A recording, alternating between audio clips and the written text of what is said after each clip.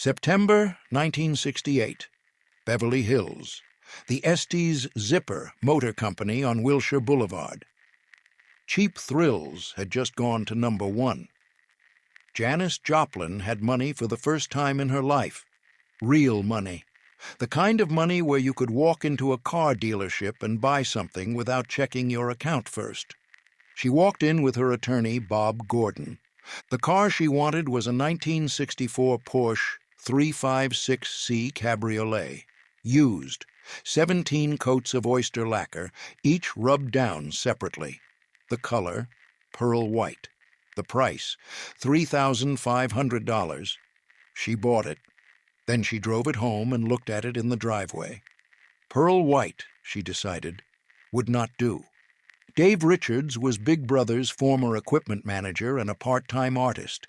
He had painted things before, not cars, but things. He had an eye and a hand and a willingness to try. Janis called him. She told him she wanted the car painted. All of it. Something psychedelic. Something that looked like what it felt like to be her in 1968 in San Francisco, with a #1 album and more energy than the world knew what to do with. He said yes. She paid him $500. He started with a base coat of candy apple red. Then he picked up a brush. Then he started painting. He painted for weeks, every surface, every panel, the hood, the doors, the trunk, the fenders. Under the gas flap, he painted a man's face, spewing his guts. Butterflies, jellyfish, the eye of God, Janis's astrological sign, Capricorn, portraits of the Big Brother band members, the green valleys of Northern California, the Marin County landscape on one door, the cosmos on another, floating skulls, psychedelic mushrooms, a bloodied American flag. He called it the history of the universe. He used house paint, regular house paint from a hardware store, not automotive paint, not professional materials, house paint on a German sports car. Then he covered the entire thing in clear coat to protect it. The clear coat would turn out to be one of the most important decisions in the story. By the end of 1968, Janis Joplin was driving the most recognizable car in San Francisco, possibly in all of California. Her sister Laura wrote about it later. Janis drove the car everywhere, all around San Francisco and down to Los Angeles when she was recording there. Fans could see Janis's automobile wherever she went. There was always at least one note under the wipers when she parked it and came back. David Niehaus, the man from Brazil, the one who had known her as just a girl on a beach, remembered, "I'd park the Porsche, and by the time we came back, there'd be 150 people around the car. It got old pretty quick. The car was more famous than most people. It was impossible to be anonymous in it," which was partly the point and partly a problem. She had written, "Oh Lord, won't you buy me a Mercedes-Benz in a bar on a napkin?" She wrote it about wanting things that don't come, about the gap between what you ask for and what you get. And all the while she was driving a Porsche, which was exactly the car her friends drove, the car that was supposed to symbolize having arrived. Except hers was painted with the history of the universe in house paint by a roadie for $500. She was her own punchline. She knew it. The car proved it. Then someone stole it.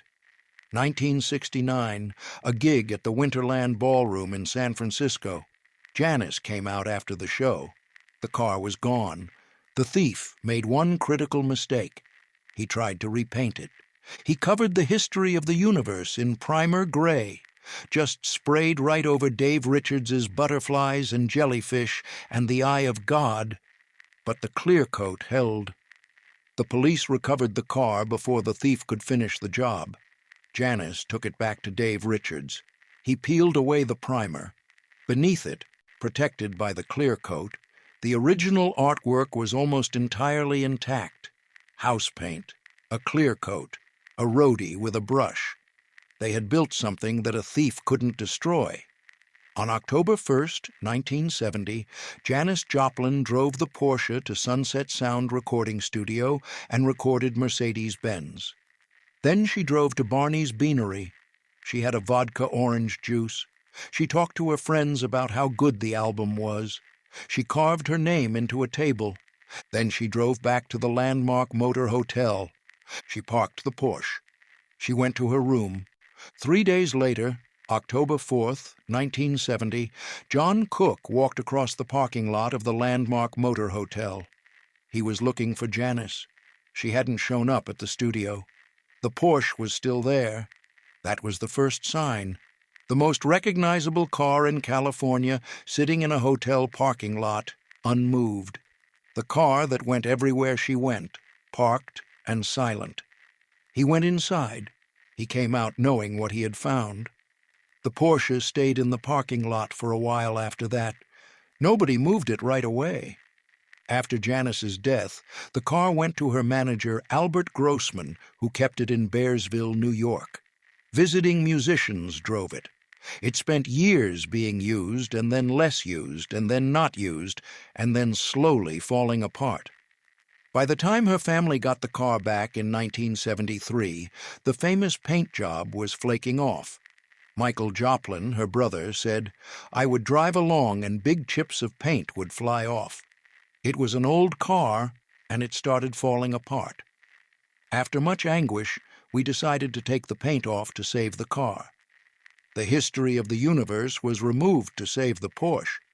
And for a while after that, with the psychedelic mural gone and the fame of the 1960s fading, the car was just an old Porsche, more valuable as an antique than as Janis Joplin's car.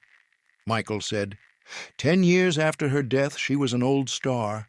It took a while for her to achieve iconic status.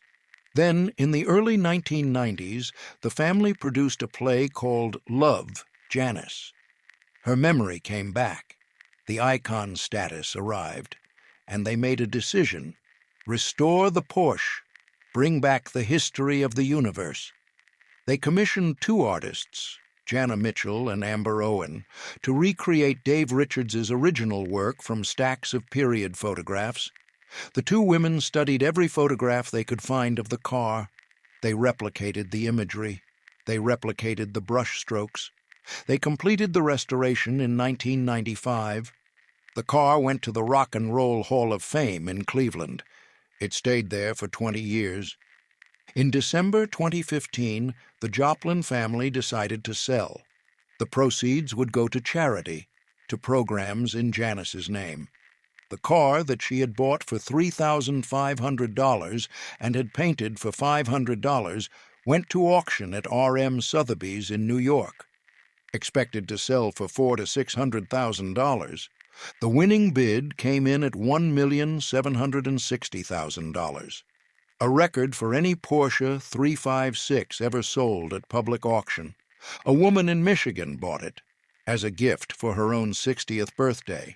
The car that Janis Joplin drove to the Landmark Motor Hotel on October 1st, 1970, and never came back for, sold 50 years later for $1.76 million. House paint, a clearcoat, a roadie named Dave Richards, $500, the history of the universe. Here is what this story asks you. What is the thing you own that tells the story of who you are more honestly than anything else? Not the thing you bought to impress people, not the thing you display, the thing that, if someone looked at it carefully, would show them something true about you. Janis Joplin had a Porsche, a German sports car, a status symbol, the exact thing her friends drove, and she covered it in the history of the universe, painted in house paint by a roadie for $500, and drove it everywhere until it was the most recognizable car in California.